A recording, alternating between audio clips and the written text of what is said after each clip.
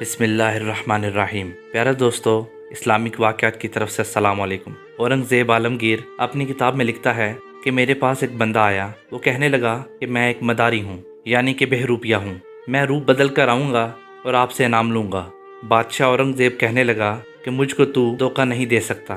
پھر اس مداری نے اصرار کیا۔ بادشاہ نے کہا چلو ٹھیک ہے، تم یہ تجربہ کر کے دیکھ لو، میں تجھے بڑا انعام دوں گا۔ تو ایک دن پیارے دوستو، بادشاہ ایک سفر کے لیے تیار ہوا، جہاد پہ جانے لگا۔ مداری نے اپنا منہ کالا کر کے اور پھٹے پرانے کپڑے پہن کر فقیروں کی لائن میں لگ گیا۔ جب بادشاہ اپنے گھوڑے پہ گزرنے لگا تو فقیروں نے اپنے اپنے پیالے آگے کیے۔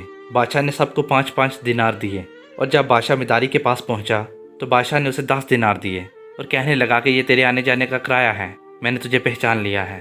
بادشاہ نے کہا کہ کچھ کر کے دکھا۔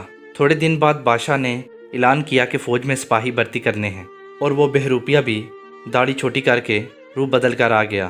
بادشاہ نے اپنے خادم خاص کو کہا کہ وہ جو آدمی دور کھڑا نظر آ رہا ہے اسے بلا کر لاؤ۔ جب اس کو بلایا تو بادشاہ نے اس کو 10 دینار دیے اور کہا کہ میں نے تجھے پہچان لیا ہے۔ وہ بہروپیہ چلا گیا۔ اسی طرح دوستو وقت گزرتا گیا۔ ایک دن بادشاہ کو اس اساتذہ کرام کی ضرورت پڑی تو وہ بہروپیہ آیا۔ جب بادشاہ نے اسے دیکھا تو پہچان لیا۔ بادشاہ نے پھر اسے 10 دینار دیے اور وہی الفاظ دوبارہ دہرائے۔ پیارے دوستو، جیسے کہ آپ صلی اللہ علیہ وآلہ وسلم نے فرمایا ہے کہ مومن کے فراست قلبی سے ڈرو، کیونکہ وہ اللہ کے دیے ہوئے نور سے دیکھتا ہے۔ پیارے دوستو، قصہ مختصر یہ کہ 2 سال اسی طرح بیت گئے۔ بادشاہ ایک سفر پر جا رہا تھا۔ فوج بادشاہ کے ساتھ تھی جو کہ 10,000 کی تھی۔ ایک پہاڑی کے پاس سے بادشاہ گزر رہا تھا۔ بادشاہ نے دیکھا ایک ترچھی سی ایک چٹان ہے، لوگ وہاں سے جا رہے ہیں اور آ بھی رہے ہیں۔ بادشاہ نے پوچھا یہاں کیا ہے؟ انہوں نے کہا کہ ایک درویش بیٹھا ہے، لوگ اس سے دعائیں کرواتے ہیں۔ بادشاہ نے جب یہ سنا تو کہنے لگا میں بھی ایک اچھے کام کے لیے جا رہا ہوں، میں بھی دعا کرا لوں۔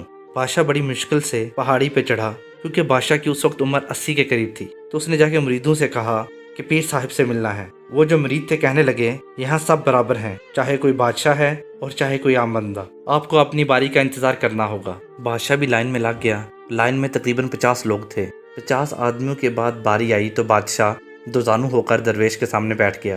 درویش نے بادشاہ کو دعائیں دیں، اور جب بادشاہ جانے لگا تو بابا جی کھڑے ہو گئے، یعنی کہ درویش کھڑا ہو گیا اور پیچھے سے آواز دی بادشاہ آج میں جیت گیا، ادھر لا میرا انعام۔ پیارے دوستو، بادشاہ یہ دیکھ کر بہت پریشان ہوا اور کہنے لگا کہاں میں اتنا اوپر چڑھا اور کہاں تو نے اتنا انتظار کروایا۔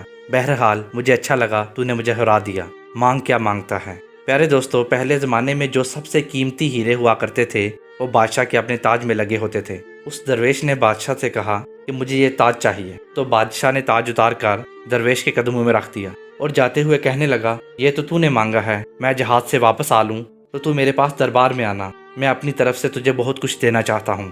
جب بادشاہ جانے لگا تو بہروپیہ یعنی درویش نے بادشاہ سے کہا یہ تاج لے جا، مجھے نہیں چاہیے۔ بادشاہ نے کہا تجھے کیا ہوا؟ 2 سال ہو گئے، تو نے سخت محنت کی، کتنے روپ بدلے، بتا تو صحیح کیا بات ہے؟ وہ درویش بادشاہ سے کہنے لگا کہ میں نے اپنے نبی پاک صلی اللہ علیہ وآلہ وسلم کا لباس جھوٹ موٹ کا پہنا ہے، تو تیرے جیسے بادشاہ کے تاج میرے قدموں میں آ گئے ہیں۔ اگر میں سچ مچ میں رسول اللہ صلی اللہ علیہ وآلہ وسلم کا غلام بن جاؤں گا تو اللہ کتنی شانیں عطا کرے گا۔ پیارے دوستو، یہ دیکھ کر بادشاہ بہت خوش ہوا اور بادشاہ نے اس درویش کو اپنے گلے لگایا۔ میں امید کرتا ہوں کہ آپ کو ویڈیو پسند آئی ہوگی۔ میرے نئے آنے والے دوستوں سے گزارش ہے کہ ہمارے چینل اسلامک واقعات کو سبسکرائب کریں اور ساتھ موجود گھنٹی کے بٹن کو دبائیں تاکہ کوئی بھی نئے آنے والی ویڈیو سب سے پہلے آپ کو ملے۔ اپنے خیال رکھیے گا۔ اللہ نگہبان۔ السلام علیکم۔